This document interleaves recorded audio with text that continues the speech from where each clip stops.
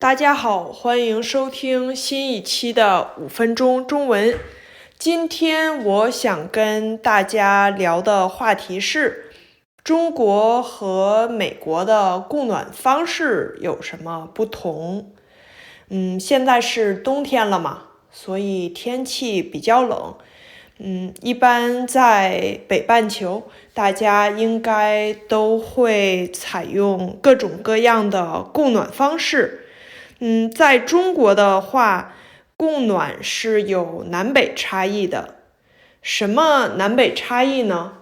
就是在北方地区是以集中供暖为主。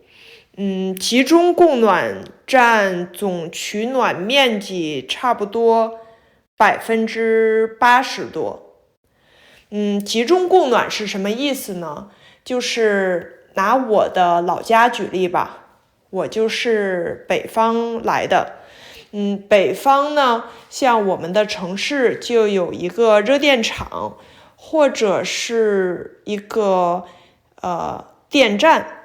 这个电站呢，就是负责生产热能，然后它生产出来的热能通过管道集中输送到城市的各家各户，所以就叫集中供暖，因为它有一个集中的热电厂嘛。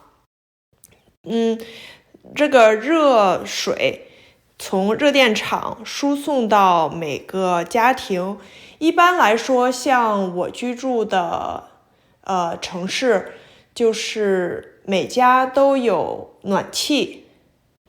暖气可以是暖气片，也可以是地暖，但是不管什么形式，它都是通过热水的流动来散热，然后让屋子里变得更暖和。一个城市或者一个社区都是一个供暖系统，但是在南方就不一样了，因为南方传统上认为，因为是南方嘛，所以冬天没有那么冷，但是其实也是挺冷的。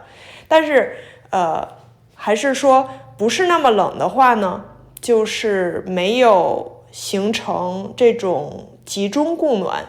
就是在南方，不是所有人家都有暖气，或者地暖这种东西，也没有一个集中供热的管道，说全市的暖气都从这个热电厂输送过去。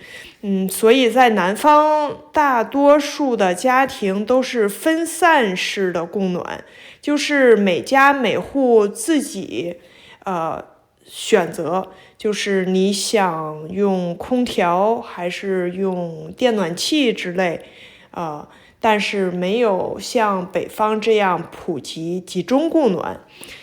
说到我现在住在美国嘛，美国的供暖方式就更加个性化了。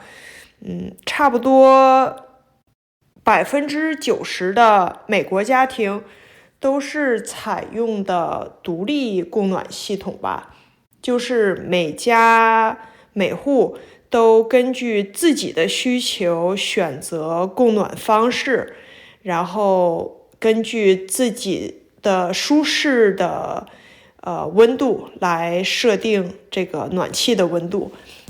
像在中国的北方，原来我的老家，因为是集中供暖嘛，所以每家每户的冬天的温度都是一样的，差不多，没有办法太调节。当然，我听说就是近年来它可以有一个阀门，所以你可以稍微的调整一下温度，但是不是能调太多，大家多少都差不多了。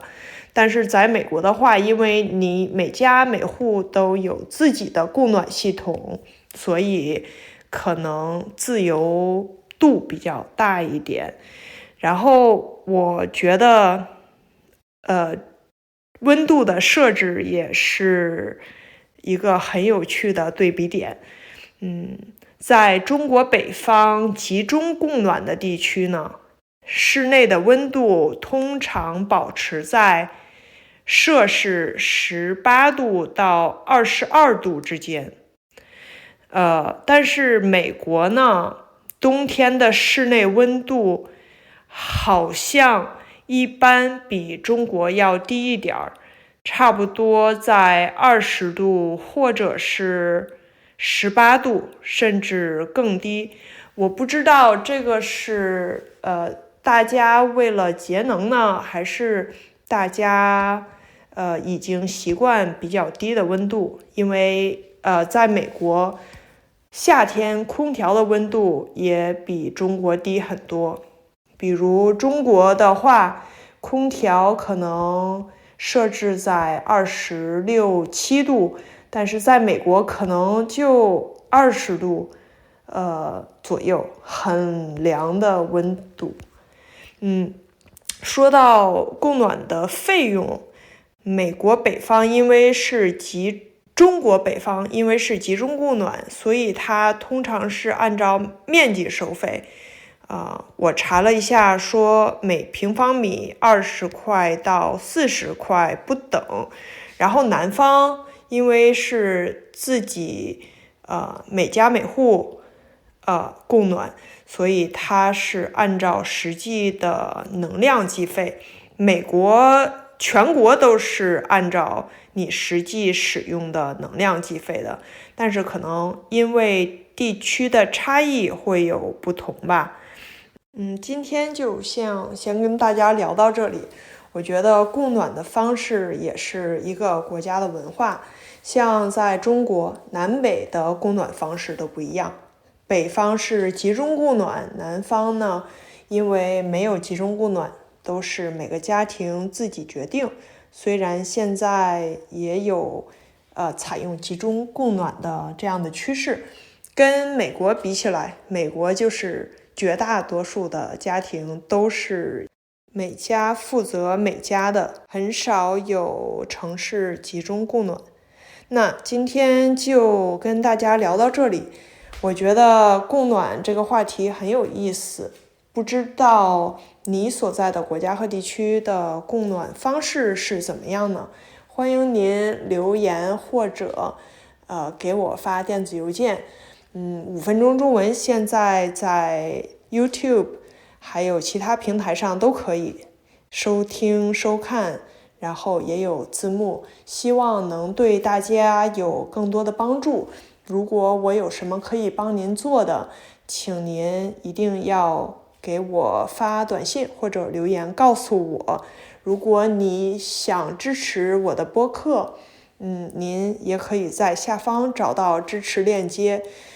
不过不管怎样，都很感谢您的收听，我们下期再见。